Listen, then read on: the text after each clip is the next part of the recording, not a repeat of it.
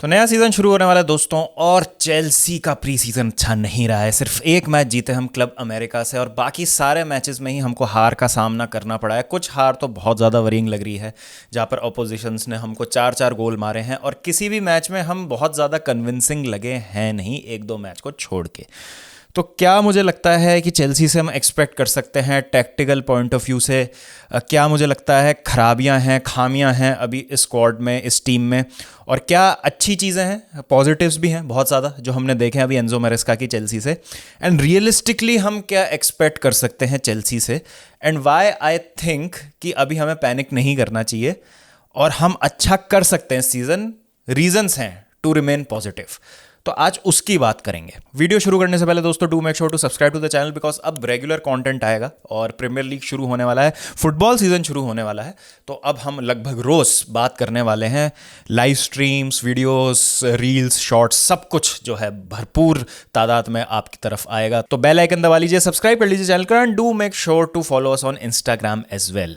चलिए, तो अब बात करते हैं एंजो मैरेस्का की। तो जो एंजो मैरेस्का से हमको देखने को मिला है, चेल्सी से जो देखने को मिला है, वो बहुत ही ज़्यादा मिक्स्ड है इस समय। आप कॉन्फिडेंटली नहीं कह सकते कि क्या ये टीम अच्छा करेगी नेक्स्ट सीज़न, टॉप 4 के लिए चैलेंज करेगी श्योरली। टाइटल वाइटल की तो अभी बात नहीं करेंगे, बिकॉज टू बी ऑनेस्ट अभी बाकी जो टीम्स हैं हमसे काफ़ी ज़्यादा आगे हैं, काफ़ी ज़्यादा सेटल्ड हैं। अगेन एक नए मैनेजर के अंडर हम नया सीज़न शुरू कर रहे हैं।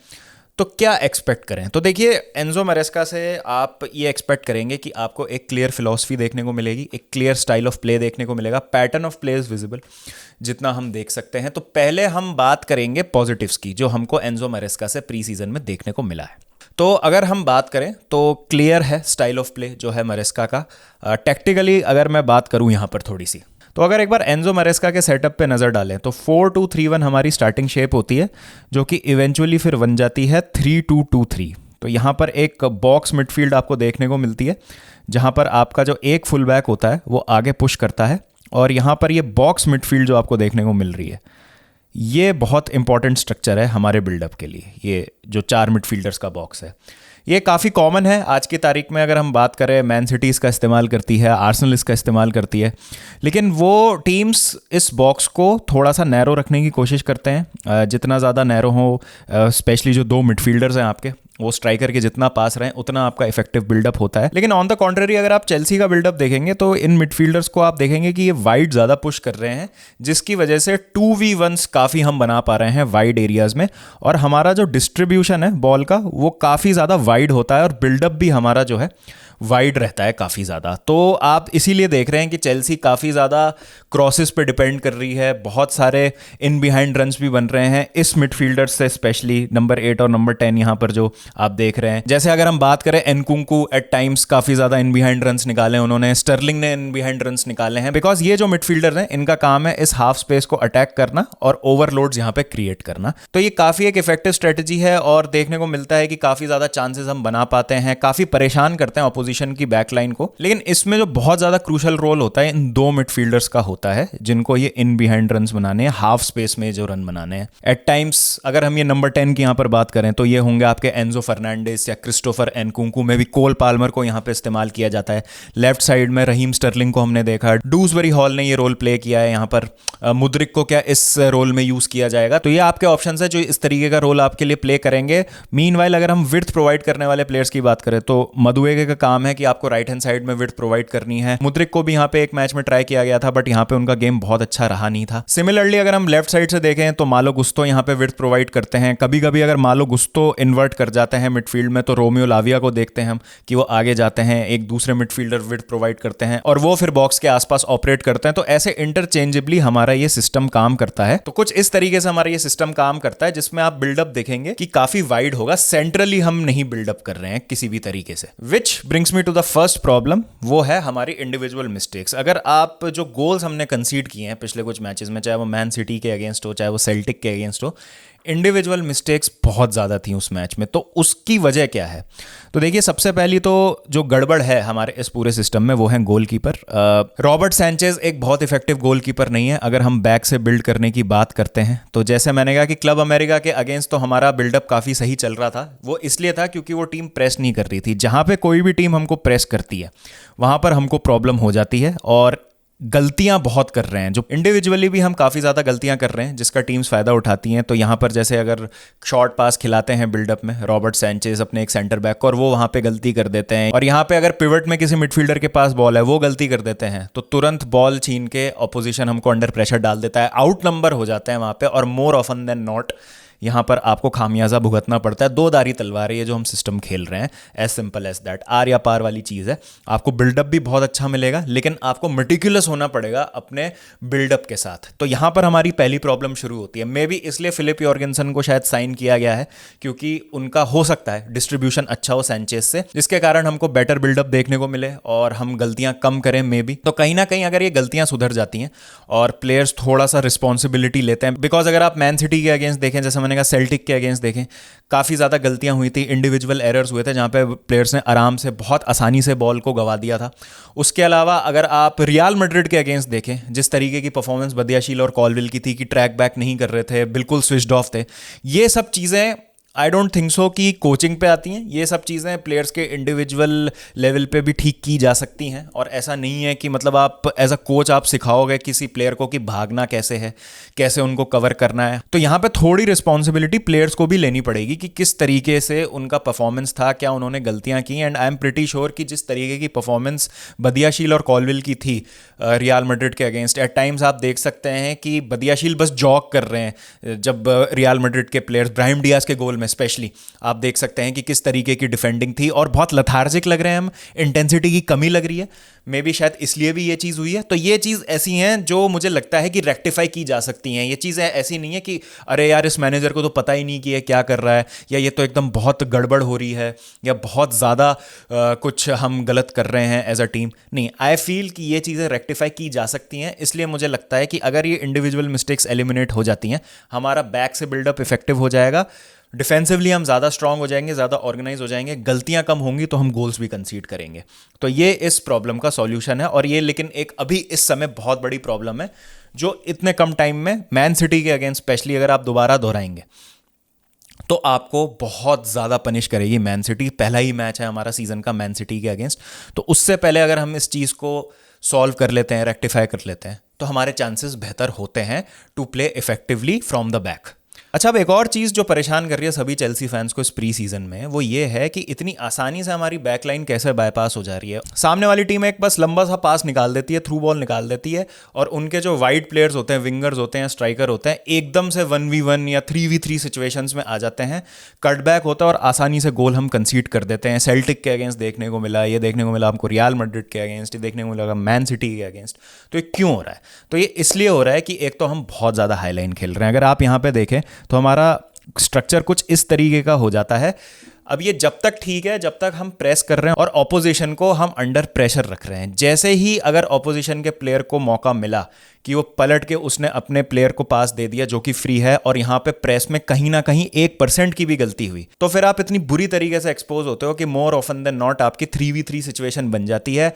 पेस है नहीं आपके सेंटर बैक्स के पास, कॉलविल के पास इतना पेस नहीं है, टोसिन पे इतना पेस नहीं लगा, डिसासी, बदियाशील, किसी के पास भी इतना पेस नहीं है कि वो आके फिर ट्रैक बैक करें। और अगर आपका फुल बैक थोड़ा सा और आगे चढ़ा हुआ है तो बिल्कुल ही आप एक्सपोज हो जाते हैं, कोई चांस नहीं है वहाँ पे डिफेंड करने का। फिर तो आपको यही उम्मीद करनी पड़ेगी कि ऑपोजिशन वहाँ पे जो चांस बन रहा है उसको फ्लफ कर दे, मिस कर दे किसी ना किसी तरीके से, वरना बहुत ज़्यादा मुश्किल है इसको डिफेंड करना। तो इस चीज़ को भी रेक्टिफाई किया जा सकता है। जितना ज़्यादा टाइम स्पेंड करेंगे मैनेजर इस टीम के साथ, जितना ज़्यादा ये टीम एक साथ खेलेगी, केमिस्ट्री डेवलप होगी, ऑर्गेनाइजेशन सीखेंगे एज अ यूनिट, उतनी ज़्यादा ये प्रॉब्लम्स कम होती जाएंगी। अगेन, मुझे नहीं लगता कि एक ऐसी चीज़ है जिसको सॉल्व किया नहीं जा सकता, बट ये है कि आपको हर प्लेयर को एक रोल क्लैरिटी देनी पड़ेगी, उनको रोल उनका क्लियर करना पड़ेगा, उनको समझाना पड़ेगा कि उनको क्या करना है, कैसे करना है, कब एक प्लेयर को आगे आना है, कब उस प्लेयर को पीछे रहना है, डिफेंसिवली बहुत ज़्यादा अलर्ट रहना है। जब आपको दिख रहा है कि ऑपोजिशन ने बॉल छीन ली है या opposition is about to play through ball, किस तरीके से आपको डिफेंसिवली शेप में आना है, ये सब चीज़ें टाइम के साथ होंगी। हम एक्सपेक्ट नहीं कर सकते कि एक मैच में जो गलती हुई थी वो चमत्कारी तरीके से दूसरे मैच में ठीक हो जाएगी और एंजो मैरेस्का एकदम फिगर आउट ही कर लेंगे, या प्लेयर्स फिगर आउट कर लेंगे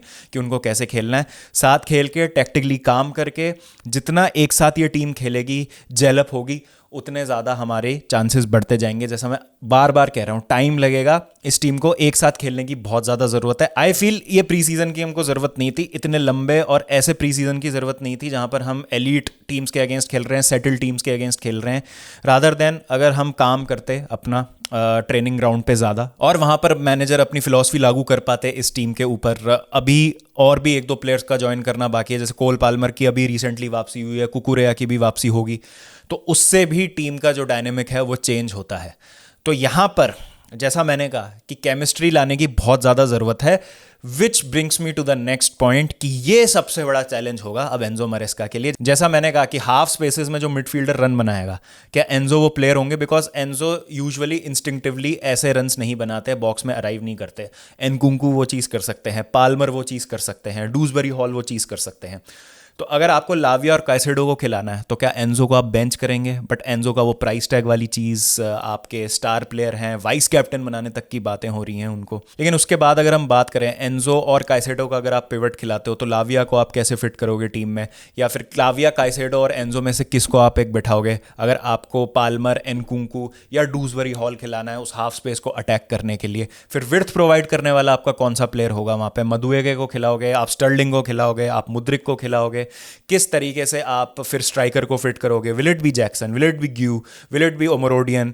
क्या आप विक्टर ओसिमेन के लिए जा रहे हो? तो अगर आप सेम टॉपिक पे जानना चाहते हैं कि चेल्सी ने इतने सारे प्लेयर्स क्यों साइन किए हैं, कैसे साइन किए हैं और क्यों साइन करते रहेंगे, तो इस पे हमने एक डेडिकेटेड वीडियो बनाया है, इसका लिंक ऊपर फ्लैश हो जाएगा, उस पर क्लिक करके आप उस वीडियो को चेकआउट कर सकते हैं। But meanwhile I think this is the biggest challenge जो एंजो मरेस्का फेस करेंगे, फिगर आउट करना प्लेइंग 11 जो उनके स्टाइल को रेजोनेट करे और जिस तरीके से वो खिलाना चाह रहे हैं फुटबॉल, प्लेयर आके उसमें अडेप्ट करें and do exactly what Maresca tells them to do. मुझे लगता है उन टीम्स के अगेंस्ट जो प्रेस नहीं करती हैं ज़्यादा, उनके अगेंस्ट तो हम बहुत अच्छा खेलेंगे, बिल्डअप बहुत अच्छा है, चांसेस भर भर के मिलेंगे। It's all about taking those chances. जो टीम्स प्रेस करती हैं, बॉल रखती हैं और जिनके पास अच्छे प्लेयर्स हैं, बॉल प्लेइंग सेंटर बैक्स या डीप लाइंग प्ले मेकर्स हैं, उनके अगेंस्ट हमको प्रॉब्लम्स हो सकती हैं इस सीज़न। अगर हम बात करें जैसे लिवरपूल के against, Arsenal, may be Spurs even recycle अच्छा करती है स्पर्स बॉल को, उसके बाद मैन सिटी के अगेंस्ट तो हमने देख ही लिया किस तरीके की हमको प्रॉब्लम हो रही थी। आई फील ये टीम लो ब्लॉक्स को तोड़ेगी, लो ब्लॉक्स के अगेंस्ट ये टीम अच्छा करेगी। जो टीम्स, जैसा मैंने कहा कि काउंटर प्रेस नहीं कर रहे हैं, उनके अगेंस्ट तो ये अच्छा खेलेंगे। बट जो टीम है पोजेशन छीन के, बॉल को रिसाइकिल करके आपको अंडर प्रेशर डालेंगी, उनके अगेंस्ट आप कैसा खेलोगे वो देखना बहुत ज़्यादा इंटरेस्टिंग होगा। कुछ आप कह सकते हैं कि ये जो चीज़ें हम अच्छी नहीं कर पा रहे, क्लॉप की लिवरपूल बहुत अच्छा करती थी कि प्रेस करते थे, सेंटर बैक्स काफ़ी हाई रहते थे, ग्राउंड काफ़ी ज़्यादा गेन करते थे ऑफेंसिवली, और अगर लिवरपूल अंडर प्रेशर भी होती थी तो उतनी ही इफेक्टिवली पीछे आकर डिफेंड भी कर लेते थे। तो ये सब चीज़ें हमको देखनी होंगी कि कैसे एंजो मरेस्का इसको टैक्टिकली फिगर आउट करते हैं। तो जैसा मैंने शुरू में भी कहा था कि प्लेइंग 11 और जो आपके 17-18 प्लेयर्स हैं जो रोटेशन में खेलेंगे, बिकॉज लंबा सीजन है, कॉन्फ्रेंस लीग में भी खेलना है आपको, उसको आप किस तरीके से लागू करते हैं इस टीम में। कौन आपके वो प्लेयर होंगे जिन पे आप भरोसा करते हैं, जो आपको लगता है कि हाँ ये मेरे नेल डाउन है? मुझे लगता है 7 प्लेयर्स आपके, 6 से 7 प्लेयर्स आपके नेल डाउन होंगे। कुकुरेया, रीस जेम्स, मालो गुस्तो, इन दोनों के साथ रोटेशन में खेलेंगे।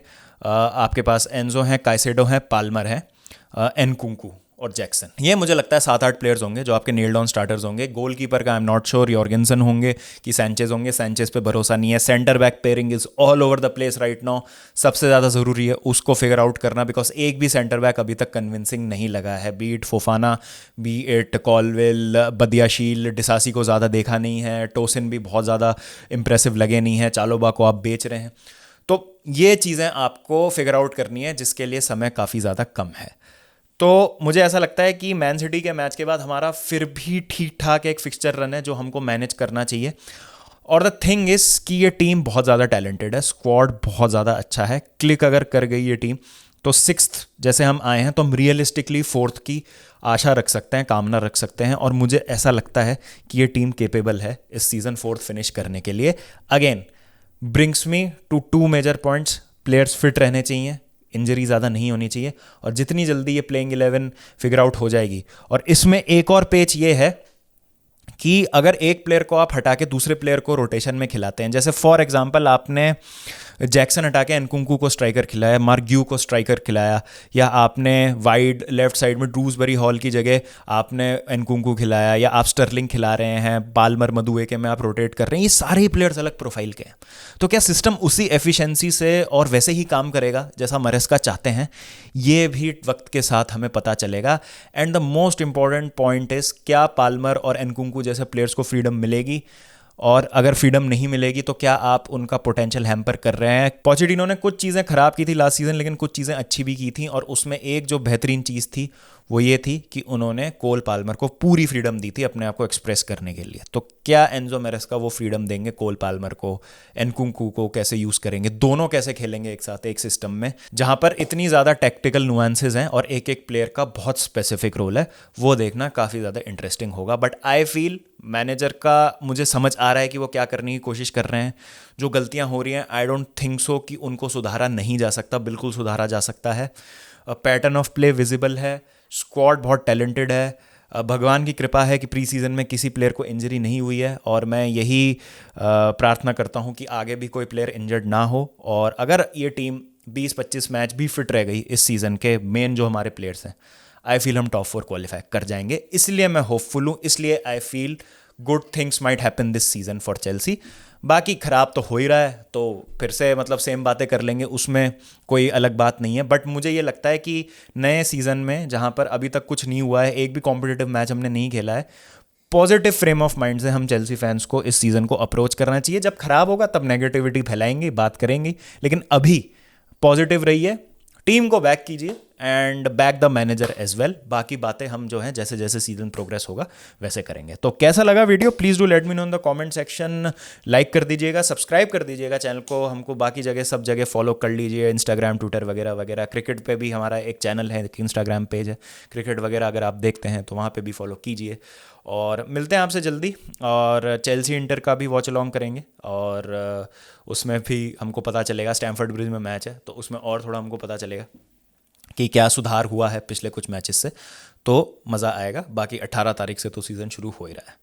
तो चलिए फिर मिलते हैं आपसे, जब तक ध्यान रखिए अपना, take care and up the चेल्स।